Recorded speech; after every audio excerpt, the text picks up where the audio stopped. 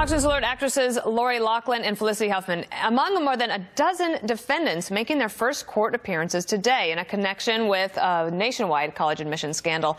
Let's bring in Justin Paperny. He's co-founder of White Collar Advice. He is a federal prison consultant and advising some of the parents in this case.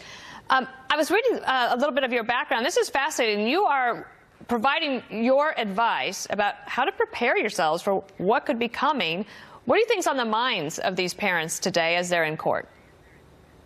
Well, they're worried certainly about their future and struggling to deal with the reality that their lives have changed in dealing with an indictment and looming incarceration. The initial questions have to do with incarceration. What would life be like in prison? And I try to scale them back a bit and help them focus on things they can do to ensure they get the shortest sentence and the best environment, preferably their home. So, and how do you recommend they do that? Jonna Spilborn earlier, she said that she expects that they will plead not guilty, at least today. But what is your advice in terms of accepting some responsibility for this? So when they call me, they ask me questions, and I say, let me ask you a question. And the first question is, what is success for you?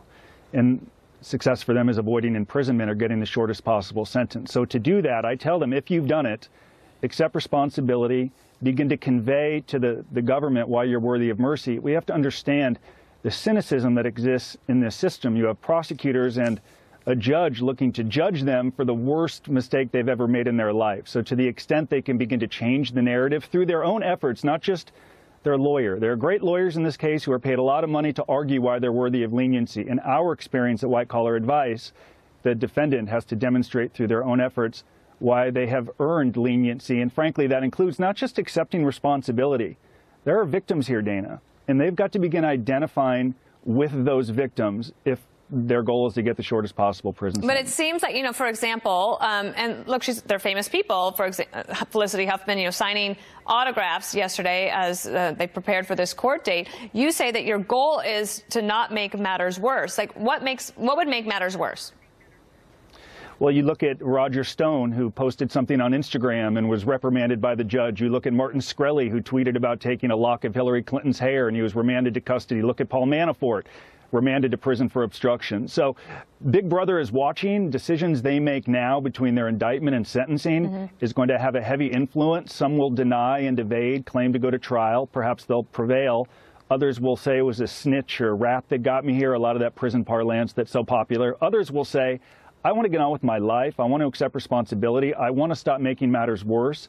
And I suggest that those that do that, who own it, take responsibility and not delay, will be able to get on with their life, Dana, because they're already in prison. They're just not getting credit for the time served. And if they can do that, they'll end up getting a shorter federal prison sentence. And you went to USC, so you're a Trojan alum. And, of course, that was a school that had a lot of attention on this. A final word on that point.